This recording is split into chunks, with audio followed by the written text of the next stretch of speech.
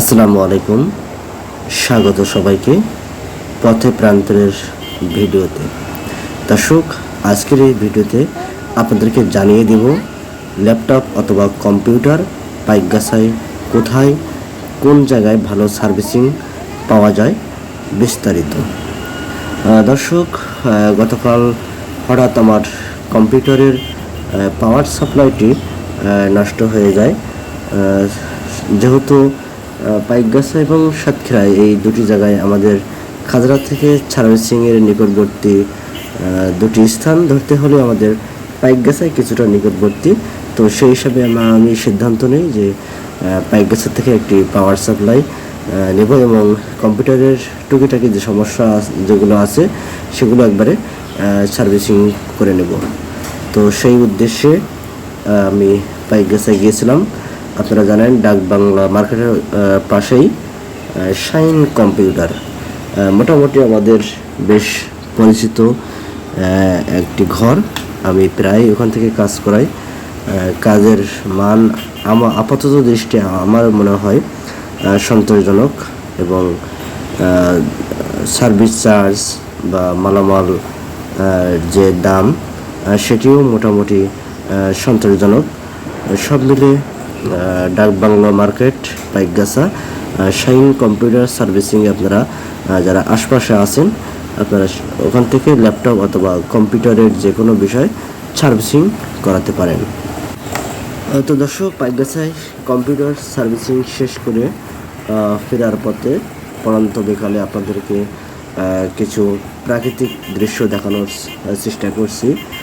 পাইকগাছা থেকে আমাদের খাজরা বাজার যাওয়া আসার জন্য আমরা পাইকগাছা ব্রিজ থেকে কাটাখালী রোড হয়ে 0 পয়েন্ট হয়ে আমরা বটদাল ব্রিজ পার হই এবং এটাই আমাদের কাছে সহজ পথ বলে মনে হয়।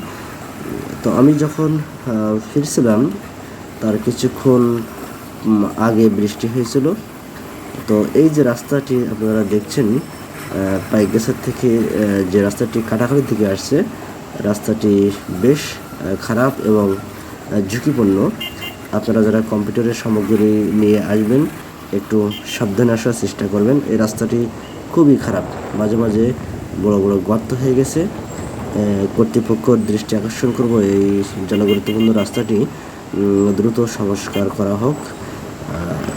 রাস্তার মাঝখানে এমনভাবে গর্ত হয়েছে, অনেক যারা নতুন গাড়ির ড্রাইভার এই রোডে অনেকেই কিন্তু বুঝতে পারে না যে আসলে কতটুকু গভীর হবে এই যে ক্ষত ক্ষত অবস্থা হয়েছে রাস্তায়।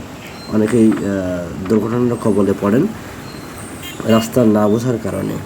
যারা এই রোডে নিয়মিত গাড়ি চালান তাদের হয়তো একটু ধারণা আছে কোন গর্ত কতগুলো বা কোথায় কিভাবে চালাতে হবে, তাদের অভ্যস্ত হয়ে গেছে। কিন্তু নতুন ড্রাইভার রয়েছে যারা আছে তাদেরকে খুব সাবধানে এখানে চলাচল করতে হয়।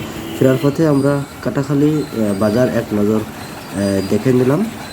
এটিও মোটামুটি একটি পুরাতন বাজার, পাইকগাছা থানার অন্তর্ভুক্ত কাটাখালী বাজার।